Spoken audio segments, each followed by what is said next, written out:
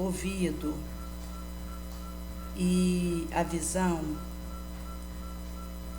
o tato, tem a ver com uma receptividade que eu trago para um dado estímulo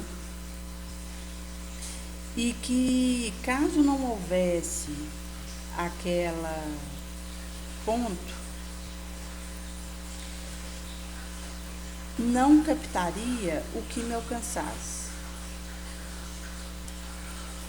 Vai dizer que, se não houvesse um olho sensível a uma luz, ela poderia incidir sobre mim sem que eu a captasse. Se não houvesse um ouvido que é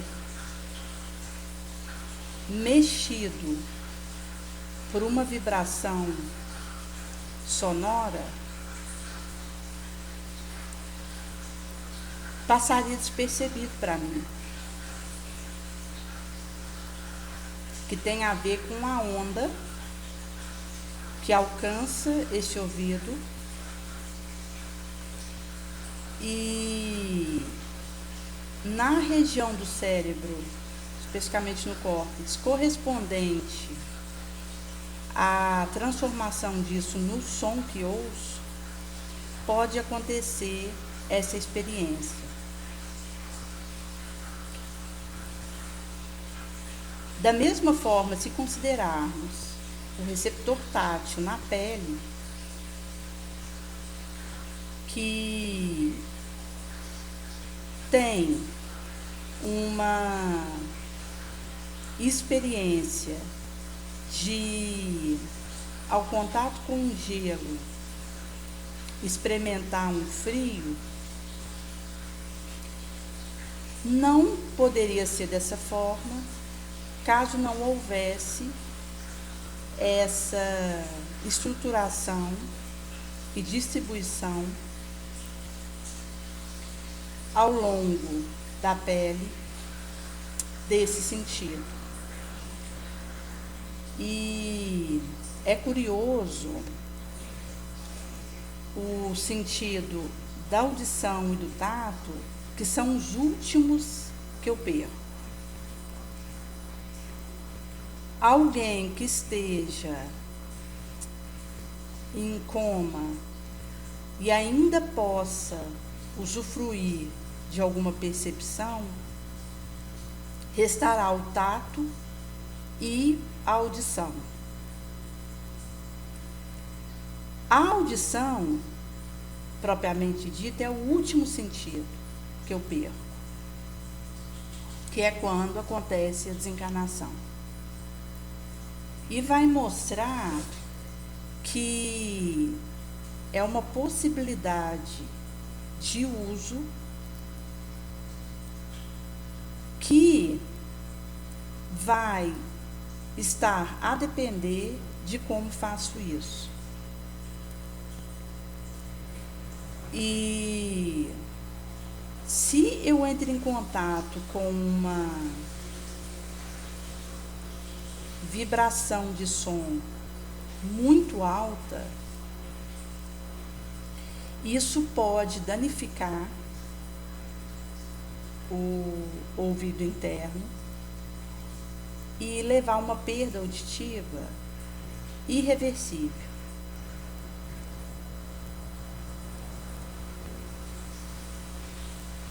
Que tem a ver com limites e balizas que dado sentido vai trazer e que vai ter na mediunidade o considerado sexto sentido, que é o contato que posso experimentar em menor ou maior grau com a espiritualidade.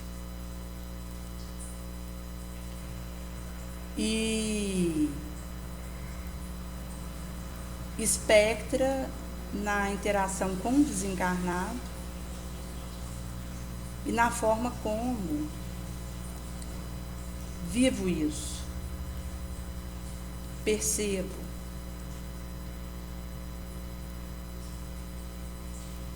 E quando nós falamos dessa questão da sentido, acontece um momento em que nós adentraremos via um esforço galópico, ingente, percepções novas, em que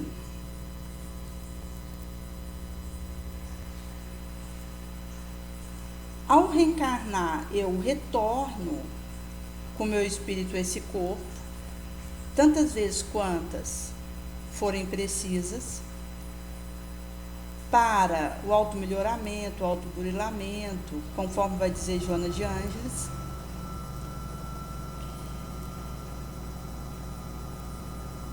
Em estudos espíritas. E vou me libertando e desatrelando da paixão e construindo a adquisição de uma experiência elevada superior, em que a expressão do meu instinto sublima, eteriza, no mesmo compasso que eu talho a inteligência, o raciocínio, e vou penetrando no adentro de um arsenal de potencialidade transcendente da inspiração, da intuição, que é um estágio em que eu transcendo para além do conflito e consigo desenvolver essa intuição que é inusitada, inesperada, ilógica, e que estará a me dizer da intimidade com o bom espírito e a captação da voz do mentor, que é aquele que se comprometeu a estar comigo nessa trajetória antes de adentrar o vaso físico. No astral, ao ser feito a acordação do meu prélio de reencarnação, um espírito simpático que deseja o meu progresso, que me acompanha bastante tempo, se compromete a me auxiliar enquanto eu estiver encarnada. E se esforça para que seja trazido a mim os levos que precisarei para o que vou desenvolver em cada etapa. E ao mesmo tempo, para que eu consiga amealhar a reforma íntima e seja possível ter uma resposta satisfatória diante do que encontro.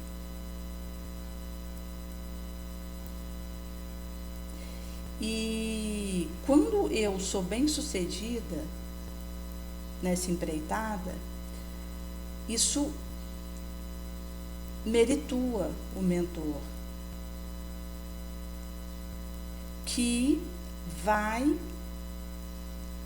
ter a consequência de elevação de acordo com a forma como tiver terminado a nossa parceria enquanto eu estou encarnada.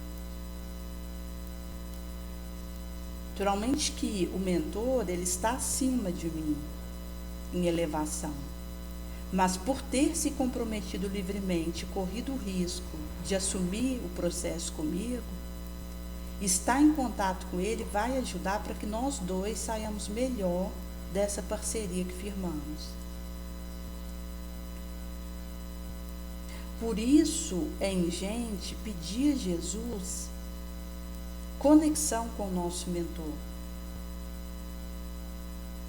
sensibilidade à voz dele, acatamento do que ele nos orientar, nos disser. E a humildade para receber as correções que ele nos passe e colocar em prática aquilo que ele nos orienta. Porque conforme o meu empedernido e fechamento, a mudança que preciso realizar, vai no mentor, ele cansa de insistir comigo. E se percebe que eu me mantenho na retaguarda moral e numa vibração inferior, e opto por permanecer nisso, ele respeita o meu livre-arbítrio e se afasta. Em sendo assim, ao pedir a Jesus a proximidade com o meu mentor e a sensibilidade à voz dele, a disposição ao que vier dele, eu vou estar construindo uma relação sólida com ele que vai me alertar.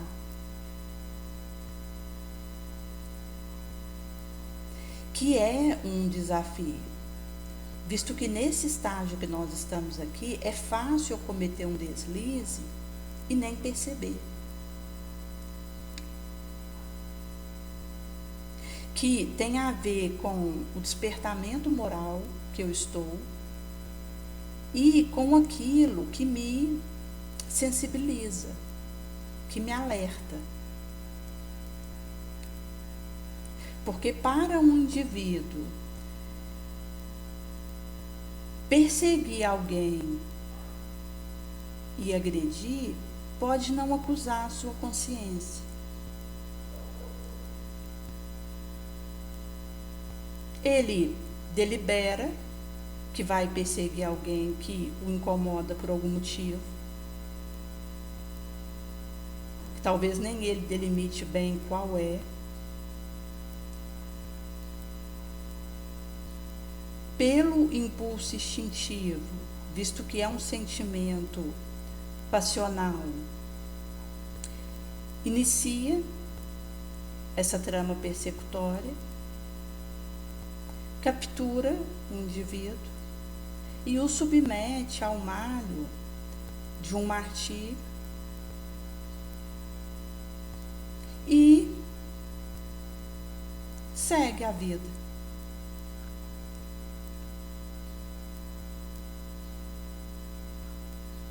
Que mostra um estágio ainda rudimentar desse espírito, ainda na barbárie, que não acusa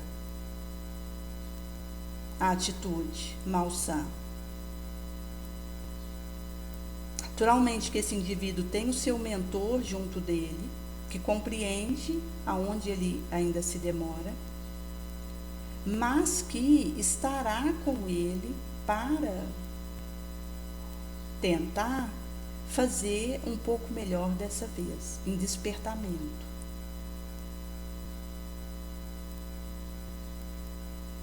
E pode acontecer de precisar de várias reencarnações para que eu tenha estrutura para espiar uma dada falta.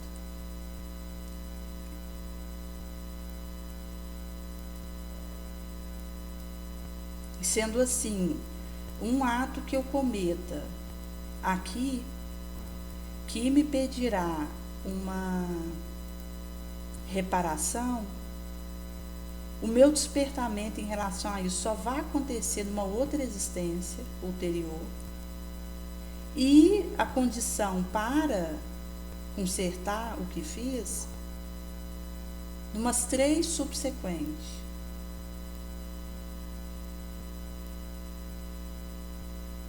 Por isso que, quanto mais eu me abro a uma reflexão nobre e ao contato com o mentor,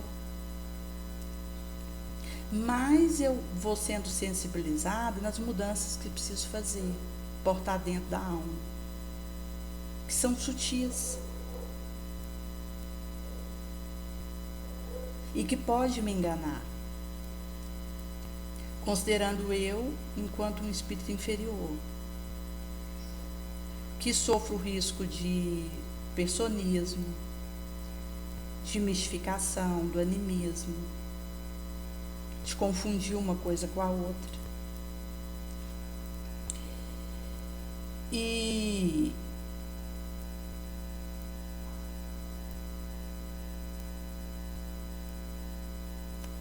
conforme vai acontecendo esse avanço moral, chega um dado momento que vai sendo possível desenvolver o transcendente, intuitivo, de inspiração, que me dá uma faceta diferenciada em que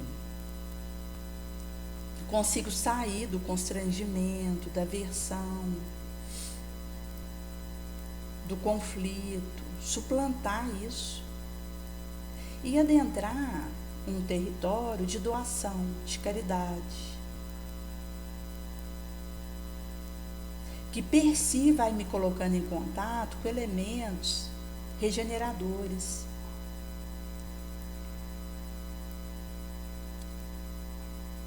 em que, conforme asseverara Jesus, a cada um segundo sua obra, que é a construção que eu vou conseguindo fazer pela prática inquebrantável, persistente do bem, que é o único caminho que nós temos.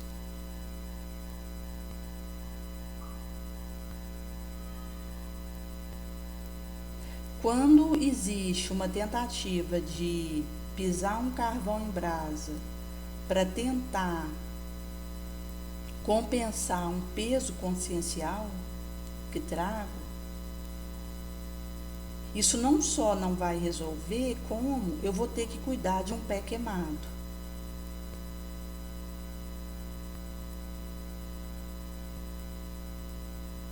E, em busca do que realmente me modifica, ao vencer minha vaidade, meu egoísmo, que é muito mais difícil do que pisar um carvão chamegante,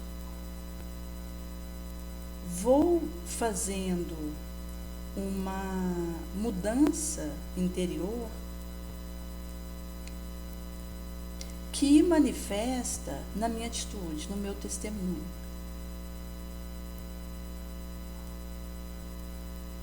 Visto que é algo que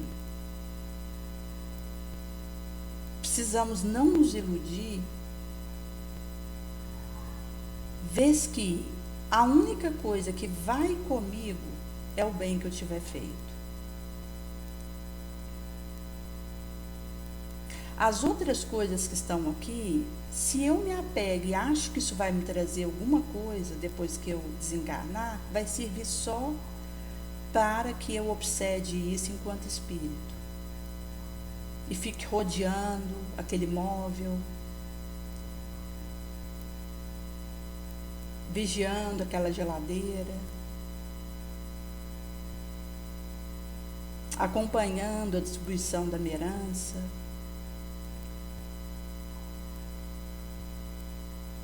em que eu estaciono e passo a ficar colada em resultado de matéria pela matéria. Daí que o apego e acreditar que algo além daquilo que eu faço genuinamente vai ter alguma reverberação depois que eu for embora daqui, serve apenas para me enlouquecer.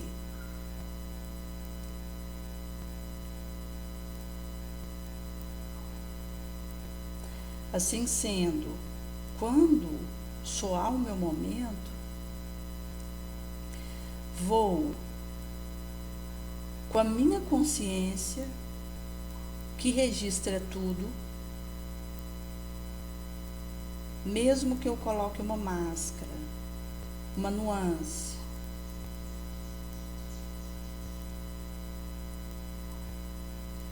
e tente camuflar, o que realmente sinto e fiz estará cravado na minha consciência, nesse fórum gemal, e me devolverá o resultado das minhas ações.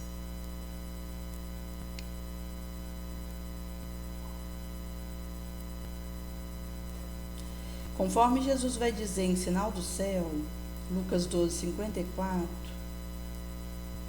56, ao ver uma nuvem despontando no ocidente, oriente, e diz, a chuva está por vir, supé que acontece. Se sopra um vento sul-norte e concluo, vai haver um frio, um calor, e vai acontece. Hipócrita. Visto que você consegue perceber a face de uma terra, de uma sinalização do céu, mas não consegue avaliar e ajuizar desse tempo. E no subsequente, Jesus já coloca a questão da reconciliação com o inimigo, onde preciso me esforçar para ser libertado, enquanto eu estou indo com o litigante.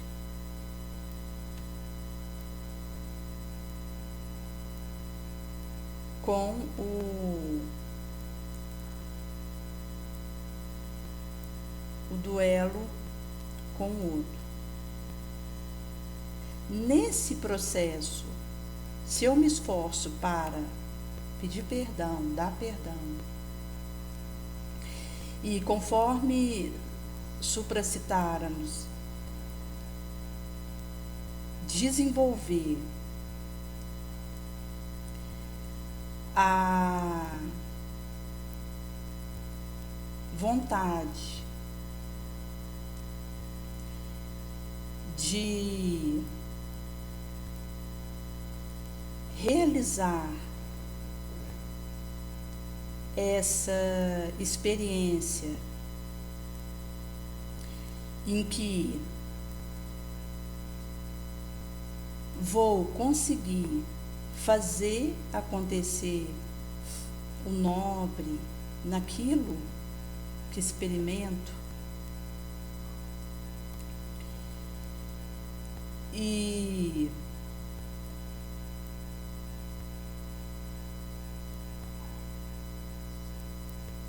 vai trazer esse norte no modal daquilo que deixo aqui,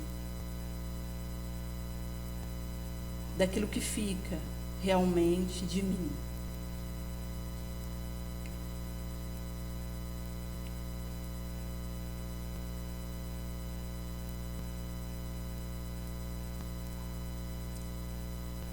Que é quando eu procuro pacificar, mesmo sem estar em paz.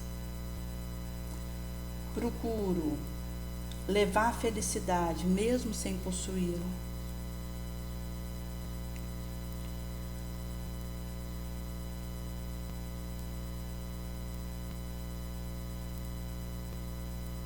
percebendo que a esperança, a alegria do meu lado pode começar com um sorriso, com uma disposição que transmito.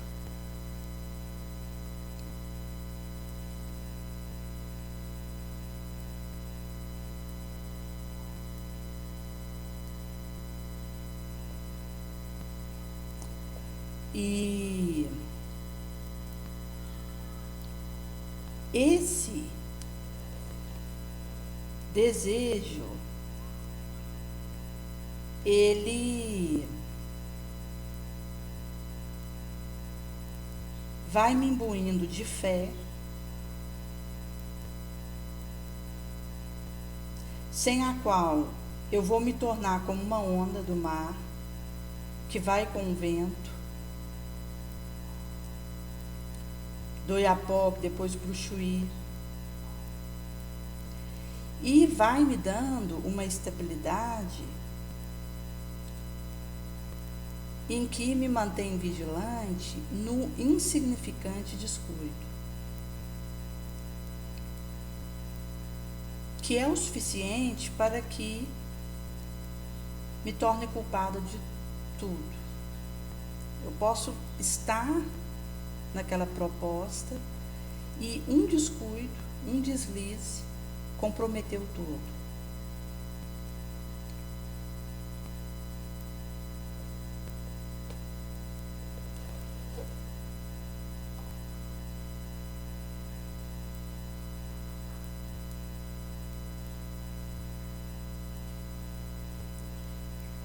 E tem a ver com o chamado que nós temos para a convivência, que é onde eu desenvolvo tolerância, paciência,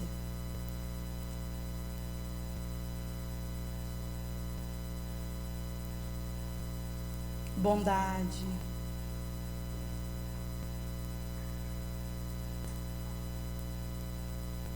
que vai dizer das experiências do relacionamento que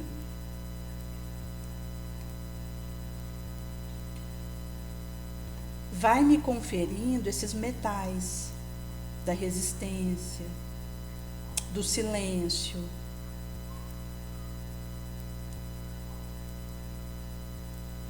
da renúncia. E se manifesta na minha capacidade de ouvir, porque nós estamos numa sociedade em que as pessoas têm muita necessidade de falar, de serem ouvidas, valorizadas. Num ambiente de trabalho é comum perceber como as pessoas precisam colocar aquilo que elas desejam e como é importante eu ter ouvido de ouvir, de acolher, sem julgamento. Mas outro sentir que pode falar.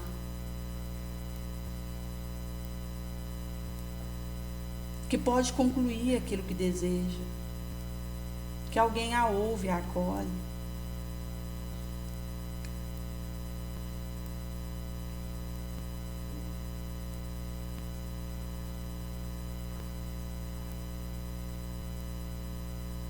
E, às vezes, a pedra de toque da minha intenção se mostra nessa capacidade de acolher o discurso do outro.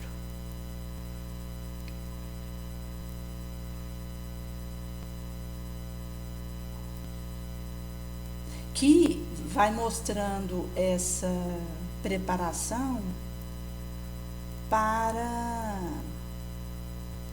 suplantar esses sentimentos comezinhos, rasteiros, como fora colocado, de aversão, constrangimento, que só nos prende no terra a terra e atravanca, atrasa nossa vida moral, quanto poderíamos aproveitar para um trabalho digno.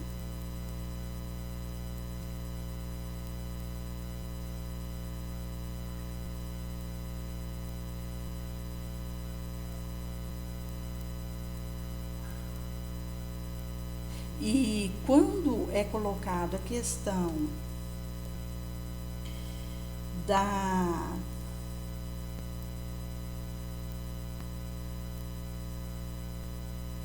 de oferecer o meu melhor, amando, perdoando, aprendendo, servindo,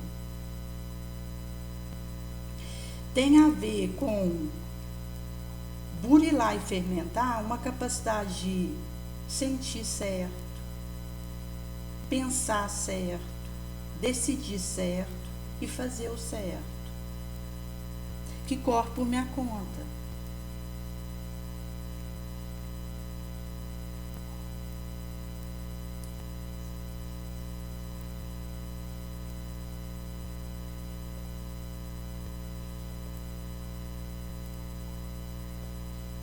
Daí, mesmo eu recebendo o amparo dos bons espíritos, a leitura edificante, a palestra nobre, o testemunho feliz,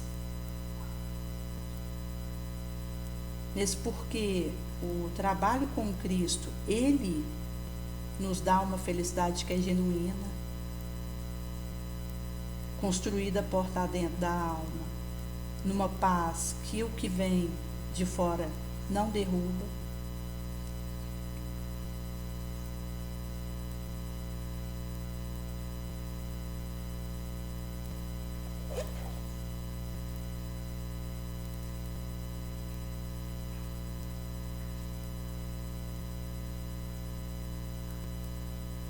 E que tem a ver com o tempo que eu entrego para Jesus.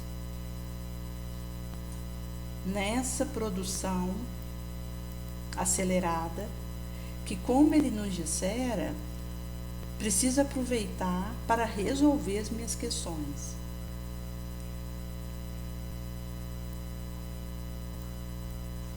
O que nos permite a percepção de que quanto mais eu suplanto o conflito e resolvo minhas picuinhas,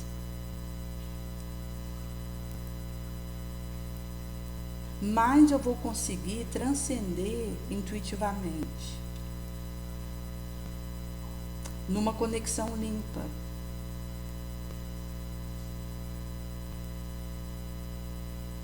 Porque a vibração que nós estamos imiscuídas nos convida para o revide, a reclamação, o egoísmo.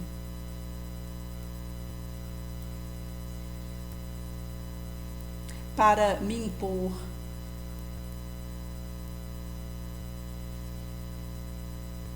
Ao passo que as blandícias do Cristo me imbuem de abnegação, sacrifício em prol do outro, abrir mão de mim mesma,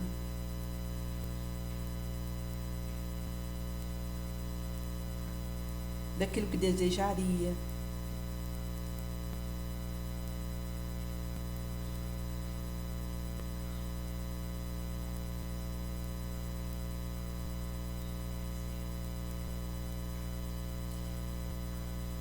em sendo assim,